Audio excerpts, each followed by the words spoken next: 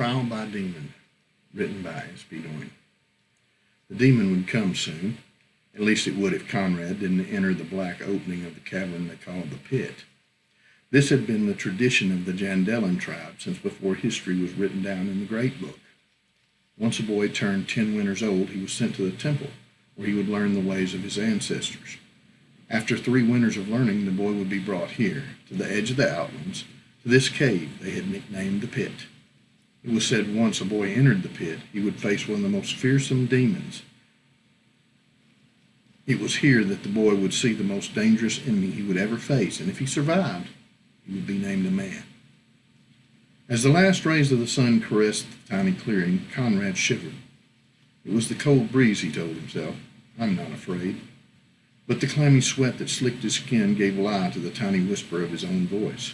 His heart began to race, and he knew he must act soon or let his fear overwhelm him. He spotted a sturdy-looking limb that he could quickly fashion into a spear, but as he took a step towards it, his teacher's voice came back to him, forbidding him to carry any weapon past the border of the light and dark. All he was allowed was his clothes and his wits. A pitiful defense even against a small demon, he thought, much less one of the most fearsome. He thought of taking the spear anyway. No one would know. Conrad shook his head, knowing he wouldn't. Physical weapons would be worthless against a demon anyway. The light vanished from the clearing, and Conrad took a deep breath, stepping forward to meet his fate. It took very little time for his eyes to adjust to the darkness.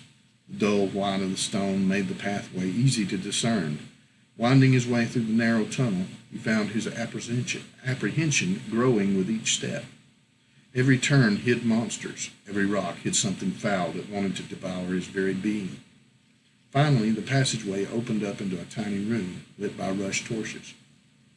Conrad stepped into the light and froze as he sensed motion on the other side of the room.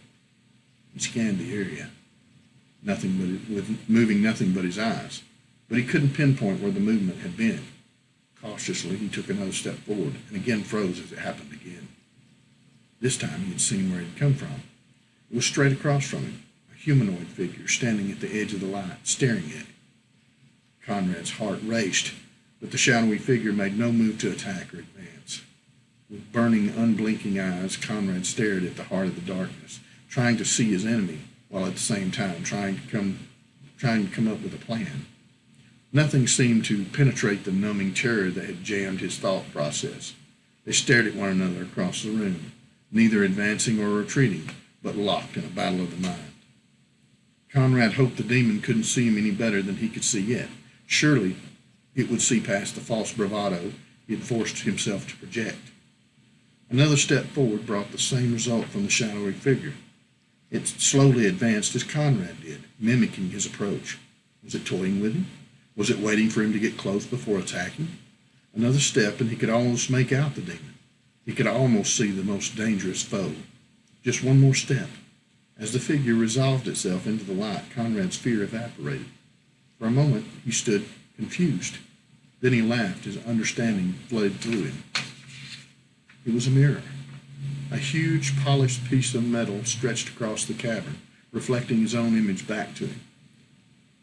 "Do you understand, my son?" in a familiar voice. Conrad's teacher stepped from behind a screened alcove and into the light.